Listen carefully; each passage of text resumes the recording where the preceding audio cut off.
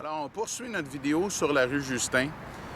La rue Justin, même phénomène. Depuis une modification de la piste cyclable, la configuration est rendue trop dangereuse pour les véhicules, les cyclistes, mais aussi pour les piétons.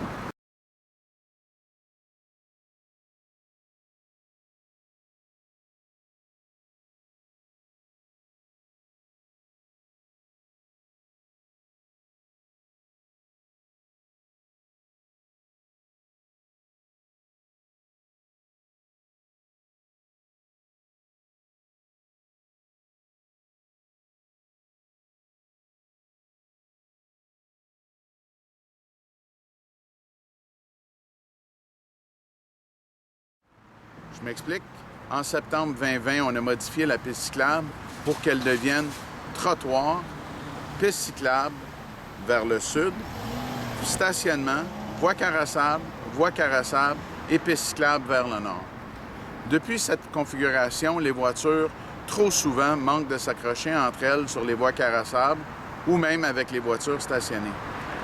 Lorsqu'elles manquent de s'accrocher, ça crée un phénomène où les voitures direction nord doivent dévier dans la piste cyclable, ce qui est très dangereux pour les cyclistes. On comprendra que pour les automobilistes, des risques d'accident sont très présents. Alors, je ne comprends pas. Comme plusieurs autres citoyens, je me suis présenté au conseil de ville pour essayer d'avoir des réponses. J'ai essayé de parler avec mon conseiller municipal. Tout ça n'a rien fait. C'est d'ailleurs pourquoi j'ai décidé de me lancer en politique. Maintenant, on m'a expliqué que la configuration de la rue Justin, c'est la meilleure. Parfait. Mais pourquoi est-ce que celle sur Dagenais, qui est la rue transversale, on a adopté une configuration différente? Je m'explique. Sur Justin, la vitesse des voitures est limitée à 30 km/h. On protège le cycliste par les voitures stationnées. Jusque-là, j'achète les explications. Mais allons voir sur Dagenais la configuration.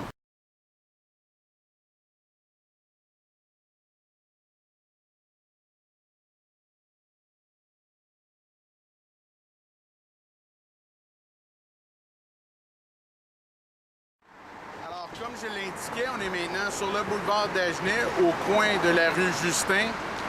Vous remarquerez que la configuration est maintenant trottoir, stationnement, piste cyclable.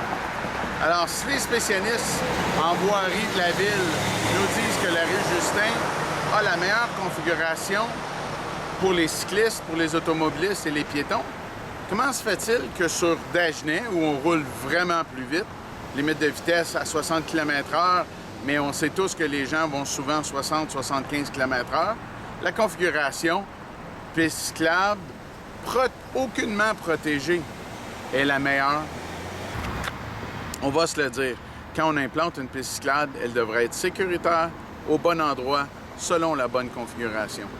Celle sur Justin ne rencontre aucune. Alors, pourquoi je m'engage pour revoir la configuration?